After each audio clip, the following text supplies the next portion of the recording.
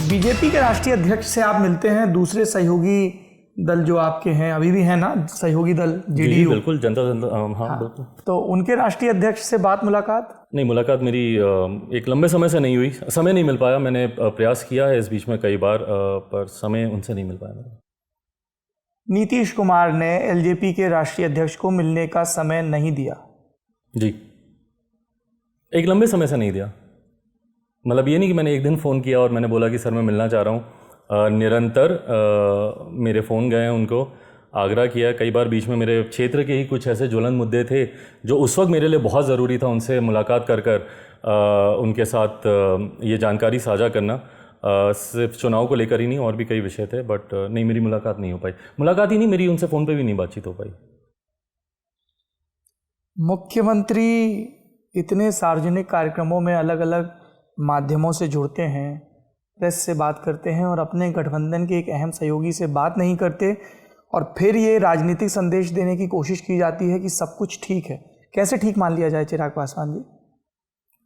भाई मैंने तो खैर नहीं कहा कि सब कुछ ठीक है, मेरे लिए चिंता का विषय ज़रूर रहा है, बट बहरहाल मैं उस गठबंधन में कोई बड़ा भाई है, बीजेपी जेडीयू? मैं मानता नहीं हूँ इस बात को। अच्छा। बड़े भाई की भूमिका, किसी ने बीच बचाव की कोशिश नहीं की? भाई देखिए, आज की तारीख में अगर आप इतना भी माने, जो एक आम बोलचाल में जो एक धारणा बनी हुई है कि अरे लोक जनशक्ति पार्टी छोटी पार्टी है, इनके समर्थक कम हैं, ये कहा जाता है। मैं अगर उस बात को भी मैं मानूँ तो मैं कम से कम मैं दाल में नमक का काम तो करता हूँ। बिना नमक के दाल का आपको स्वाद नहीं आएगा। अगर आप नमक को निकाल देंगे दाल से तो उस दाल को कोई नहीं खा पाएगा। तो मैं इस बात को मैं ज़रूर ईमानदारी से मानता हूँ कि हर एक दल की एक अपनी अहम महत्वपूर्ण भूमिका किसी भी गठबंधन में होती है, इसीलिए वो उस गठबंधन का हिस्सा है। अगर आप इसको पूरी तरीके से चुनाव की समीक्षा के आधार पर भी अगर आप देखें, हर वो सीट जो भारतीय जनता पार्टी या जनता दल यूनाइटेड 5,000, 10,000, 15,000, 20,000, 25,000, 50,000 वोटों से वो सीट हारती, वो पुश देने की ताकत तो कम से कम लोक जनशक्ति पार्टी रखती है। अगर वो नहीं होती तो आप वो कितनी ऐसी अनेकों सीटें हैं, और विधानसभा के चुनाव में आप देखें, मुझे लगता है एक बड़ी संख्या ऐसी सीटों की होती है जो इतने ही मार्जिन से आप खो देते हैं। तो अगर आज की तारीख में एनडीए की सरकार है प्रदेश में, तो मुझे लगता है कि उसमें हर किसी की भूमिका है, महत्वपूर्ण भूमिका है। तो गठबंधन में बड़े भाई की भूमिका में कोई हो या छोटे भाई की भूमिका में कोई हो, मैं व्यक्तिगत तौर पर मैं इसको नहीं मानता। मुझे लगता है हर किसी का एक इम्पॉर्टेंट रोल है। अच्छा, तो जब बातचीत नहीं हुई तो फिर इस पर भी बात नहीं हुई होगी कि विधान परिषद में ये जो 12 सीटें खाली हुई हैं, इसके नॉमिनेशन में एलजेपी के लोग हों ना हो? नहीं, कोई, या इस पर भी बात नहीं हुई होगी कि नीतीश कुमार की कैबिनेट में आपकी पार्टी का कोई प्रतिनिधित्व नहीं है? भाई मैं एक बात मैं और क्लियर मैं करना चाहता हूँ, संख्या को लेकर, सीटों की संख्या को लेकर मुझे नहीं पता कि ये र्यूमर्स कहाँ से सर्कुलेट होते हैं और ये सूत्र कौन से हैं जो इन बातों को इतनी प्रमुखता से दावे के साथ कहते हैं कि उस दिन भूपेंद्र यादव जी से सीटों को लेकर बातचीत हुई, उन्होंने इतना प्रस्ताव रखा, या मुख्यमंत्री द्वारा लोक जनशक्ति पार्टी को, भारतीय जनता पार्टी के नेता और बिहार के प्रभारी जी, या फिर जनता दल यूनाइटेड के द्वारा कहा गया कि लोजपा को सिर्फ इतनी सीटों तक ही सीमित कर दिया जाएगा। मुझे नहीं पता ये सूत्र कहाँ के हैं। मैं ईमानदारी से and on record categorically taking all the responsibility, जो बात मैं कहने जा रहा हूँ कि अभी तक सीटों को लेकर एक बार भी भारतीय जनता पार्टी या जनता दल यूनाइटेड के किसी भी नेता से लोक जनशक्ति पार्टी के किसी भी नेता की कोई बातचीत नहीं हुई है। संख्या सीटों की कहने के लिए भी हम लोगों ने एक दूसरे के सामने बातचीत नहीं की है, तो संख्या को लेकर बातचीत ही नहीं है। और पुरानी बातचीत चिराग संख्या 2014-15 में हुई हो या 2019 के लोकसभा चुनाव में संख्या को लेकर? बिल्कुल भाई, मैं आपको बताना भी चाह रहा हूँ, संख्या को लेकर क्लैरिटी हम लोग की 2014-2015 में ही हो चुकी है। 2014 में जब लोक जनशक्ति पार्टी भारतीय जनता पार्टी का हिस्सा बनकर एनडीए गठबंधन का हिस्सा बनी, उसी वक्त तत्कालीन भारतीय जनता पार्टी के राष्ट्रीय अध्यक्ष आदरणीय राजनाथ सिंह जी से हम लोग की बातचीत 7 सीटों पर तय हो गई थी। और वो 7 सीटें महत्वपूर्ण इसलिए थी क्योंकि मुझे अपने पार्टी के कई ऐसे वरिष्ठ नेता हैं जो अगर चुनाव नहीं लड़ेंगे, लोक जनशक्ति पार्टी भले कितना कहा जाए कि भाई परिवार की पार्टी है, परिवारवाद की पार्टी है, बट ईमानदारी से मेरी पार्टी में कई ऐसे महत्वपूर्ण लोग हैं जिनका चुनाव लड़ना मेरे लिए बहुत ज़्यादा ज़रूरी है।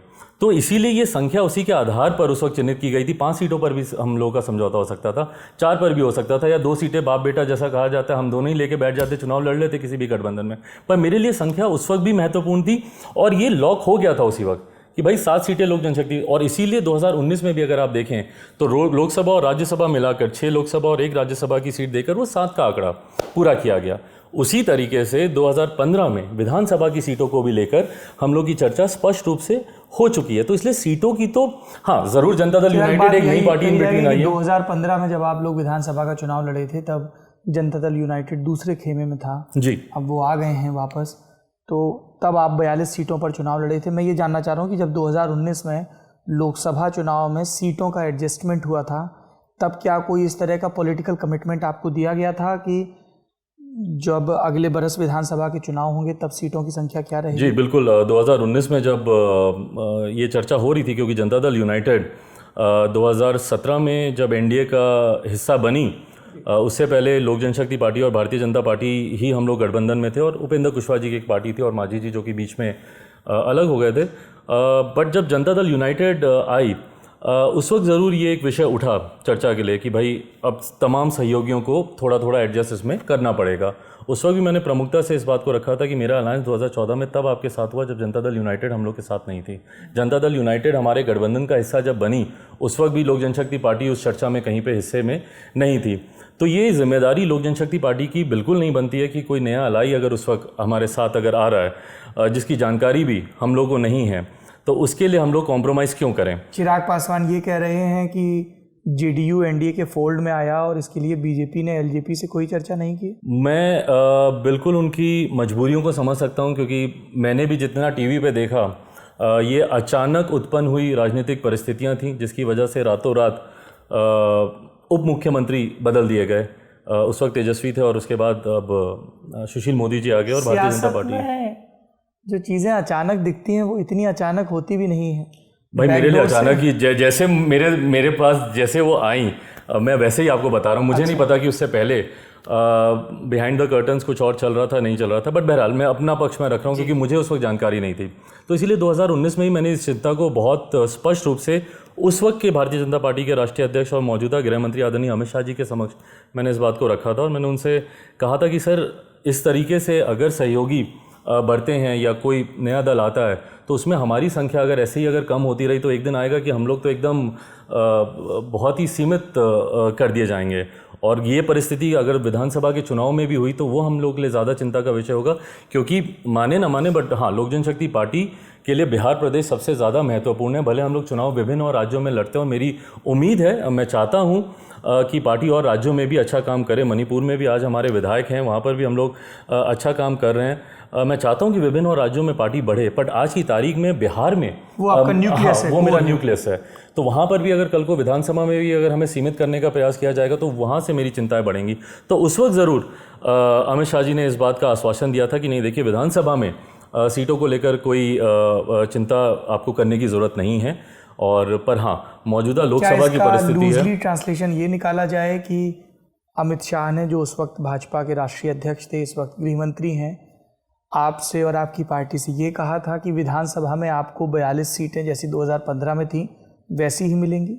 भाई उन्होंने स्पष्ट रूप से जो बातें कही थी, इसका बिटवीन द लाइन्स आप क्या रीड कर रहे हैं मुझे नहीं पता, बट उन्होंने मुझे ज़रूर कहा था कि क्योंकि मैंने जब ये चिंता रखी कि सर इस तरीके से तो हमें फिर विधानसभा में भी सीटें सीमित करने को कहा जाएगा। देखिए बहुत एक सिंपल सा फॉर्मूला जो गणित इस्तेमाल होता है लोकसभा और विधानसभा के चुनाव के लिए कि जितनी लोकसभा की सीटें इंटू 6 कर दी जाती हैं। तो मेरे लिए ज़रूर ये चिंता का विषय था कि अगर आप मेरी सीटों को कम करें, 7 से 6 कर रहे हैं, 6 से 5 कर देंगे या 5 से 4 कर देंगे तो इंटू 6 तो मेरे लिए विधानसभा बड़ा मुश्किल होता जाएगा। तो उस वक्त ज़रूर इसी के जवाब में उन्होंने कहा था कि नहीं विधानसभा की चिंता करने की ज़रूरत नहीं है, वहाँ पर ऐसी कोई परिस्थिति उत्पन्न नहीं होगी।